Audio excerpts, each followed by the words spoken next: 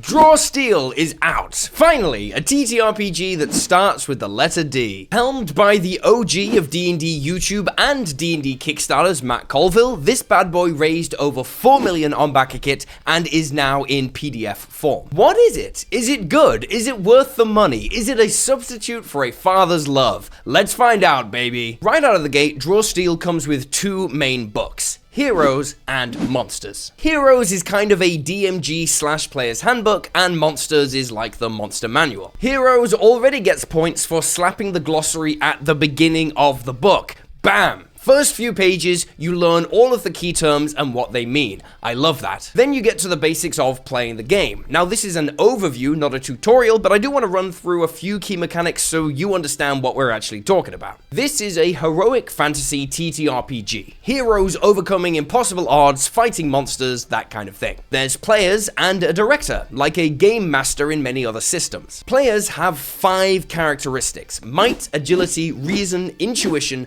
and presence. This is a 2d10 system rather than a d20 system like D&D. Mathematically, this means your rolls are skewing much more aggressively towards 11. It's far less swingy than a d20 system. You roll your 2d10 anytime you make a power roll, and the result on the dice dictates what happens after you add your modifier. 11 or below is a tier 1 outcome. This is as bad as it gets. You still do something, but the impact is minimal. This is a huge part of Draw Steel's philosophy. You are always pushing the narrative forward. Even when you fail, you achieve something. 12 to 16 is a tier 2 outcome. This is a standard success, basically. 17 plus is a tier 3 option. This is the best outcome possible. If it's a strike, you're dealing maximum damage. If it's a skill test, you succeed with flying colors and maybe even get a little bonus. You score a critical hit when you get a natural 19 or 20 on your 2d10. If you do, you can immediately take another main action. Kind of like an action surge, I guess. Crits in Draw Steel don't just mean more damage, they could mean almost anything. There's of course lots more to the system, but that's a basic overview. The hero book is half DMG and half PHB, so there are sections on building a heroic narrative and story mixed in with XP and leveling rules. I like how this very naturally encourages players to understand how the director's role works, even if they only intend on playing a hero for now. It demystifies the traditional game master position, which is something that Colville has been doing for nearly a decade now. The character building guide is covered in just 2 pages, really neat and concise. You have your ancestry, your culture, your class, and other general backstory mechanical choices. There are 12 ancestries in the game, determining what you are, all with a bunch of different traits, and you choose some of those traits using ancestry points when you choose that ancestry. This means way more customization than in D&D. No 2 humans will be quite the same. This is also how DC-20 did their ancestry system, and I'm a huge fan. But now it's time to take a look at the combat mechanics.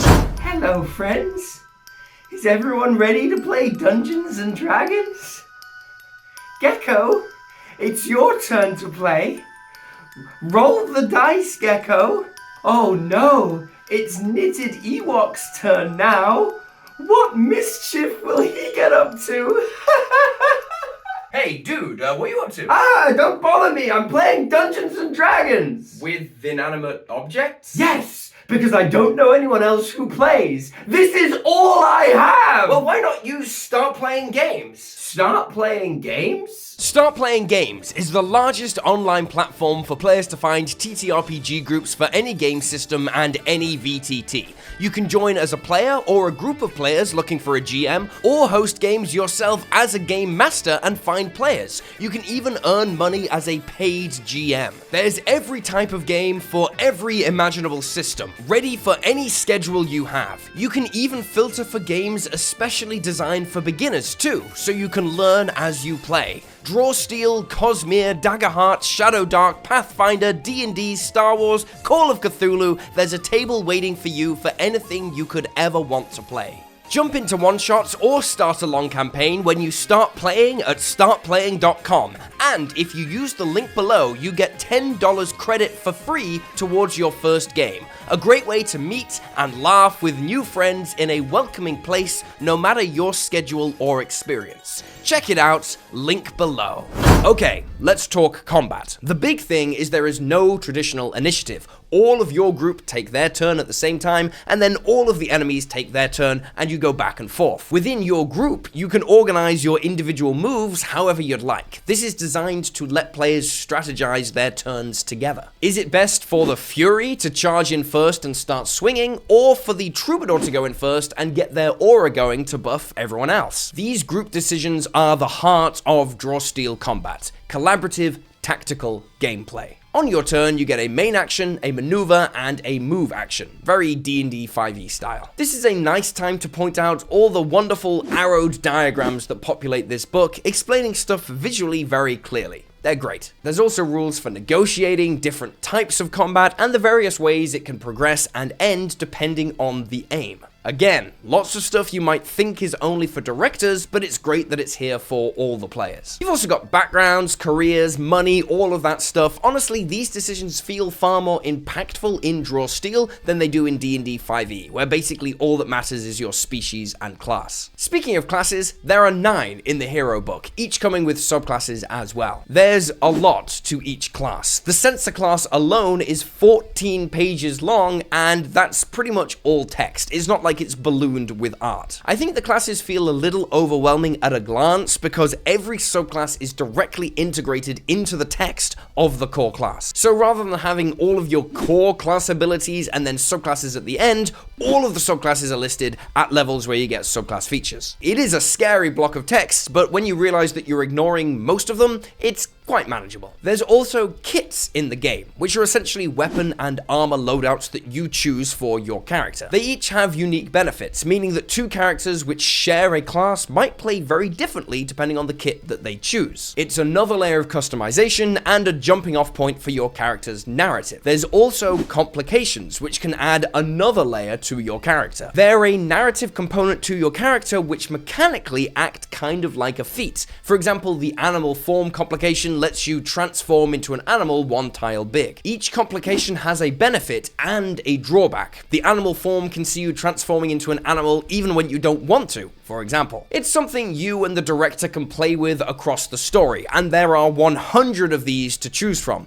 This book does not mess around with content. There's also tons of downtime projects, giving heroes even more buffs. Again, kind of like feats. Then you get a section on rewards, magic items, treasures, and even titles that players can earn, all of which come with a little bit of a benefit. Honestly, you could build trillions of different combos with the material in this book alone. Then there's some lore stuff and a big old guide for the director at the end of the book. And that's Heroes, coming in at a chunky 417 pages, and it is rammed with content. It feels like there's far more text per page in this book than other comparable rulebooks, and there is less art as a result, but we'll talk more about art later. There's also no monsters in here at all. It's already very long, that's fair, but it does mean you are required to also buy the monster book to play Draw Steel. So, let's take a look at it. We start with a beautiful little treatise on what a monster actually is, and then we dive into guides on running encounters. This is also part DMG. There's advice on choosing maps, different victory conditions, reskinning monsters, all stuff that's great advice for any TTRPG, honestly. Then we get to the bestiary, and it's just a whole bunch of monsters, categorized by monster type. Each monster type comes with a decent amount of lore, usually around half a page, and the stat blocks themselves are concise but flexible. Example, they don't give you a stat block for every single type of animal. They give you an animal A stat block and an animal B stat block with modular traits that you can plug in. These are essentially templates which allows Draw Steel to give you dozens of monsters with only a couple of stat blocks and a table to juggle on a single page. Very clever. There's also a section on stat blocks for retainers, NPC helpers that follow heroes around and help out in battle. The monster book is much more straightforward, so this is a great point to talk about the layout and art for Draw Steel. In a word, I would say it's brutalist. The art in the book is nice, but there is far less of it than in other flagship products like the D&D 2024 rules or Daggerheart. Even the art there is often just placed on the page. Who's a guy got to sleep with to get a border around here? The pages are just plain white. There's no fancy graphics for titles or different fonts used for lore vignettes. And yeah, the art is often just placed on the page in a square or rectangle like a Word document PNG. Compare this to Ryoko's, for example, a book that treats layout and art as just as important as game design itself, and you can really see how different the approach is. The vibe of Draw Steel, therefore, is very text-heavy, monolithic, super serious, very gritty, not so pretty. It's certainly not ugly, the art itself is very good, but the layout might actually be doing that art a disservice. It's not uncommon to run through multiple pages in a row and it's just text and text and text,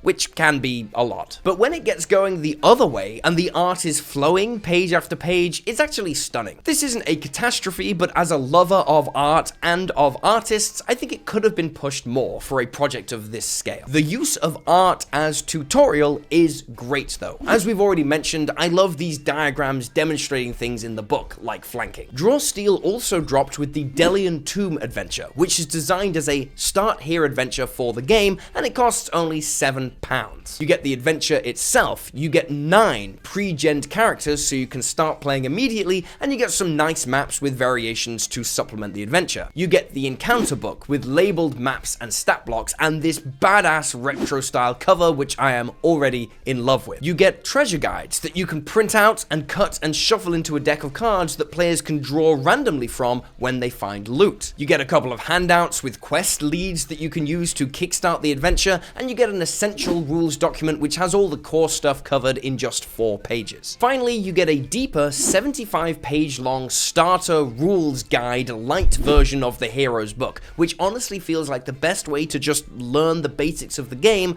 at least initially. In terms of sheer content for value, you could absolutely just grab this adventure for $7, learn the rules light, and get playing right away. The Delian Tomb is low-key the shining star here. I absolutely love it. If you're short on cash but interested in Draw Steel, just grab this for £7. You don't have to blunder in $60 first. But there are a few miscellaneous things we desperately need to talk about. Firstly, the license for third-party content creation with Draw Steel kicks ass. It is far better than Daggerheart. I am not a lawyer, but I feel confident that you could create happily for Draw Steel without any complications at all, and that is huge respect to MCDM for making it that way. I also love how the introduction to the entire system goes out of its way to name drop other game systems that you might enjoy. There is a swaggering confidence in Draw Steel that basically says, we are the best heroic fantasy RPG on the market, but if you're looking for something else, check these out. And then they recommend Shadow Dark and Call of Cthulhu and Paranoia, etc. But the final thing I really want to talk about is my biggest issue with Draw Steel right now. Where is the promotion for this game? Matt Colville and MCDM have made something awesome. People should be seeing it. Where are the videos on Matt Colville's channel breaking it down? When Daggerheart dropped, it came with tons of tutorials on the Critical Role YouTube channel, giving people the information they needed to start playing. To many of us on YouTube and in the industry, Matt Colville is just as much of a superstar as Critical Role. I guarantee there are hundreds of thousands of fans who have no idea that Draw Steel is even out. And if they do, they might not understand how it's different from D&D or what it's trying to achieve. Look, Matt, I get it. I hate doing promo for my own stuff as well. It feels cheap and desperate. But dang it, Draw Steel deserves it. I know you're not a profit-mad company determined to squeeze every penny out of everything. I know you are doing amazing without it, but Draw Steel is leaving millions of dollars on the table right now. There is a live play show on the channel right now, which is awesome. Love it. But we need more. Those approachable guideline videos are so important for just explaining to your everyday player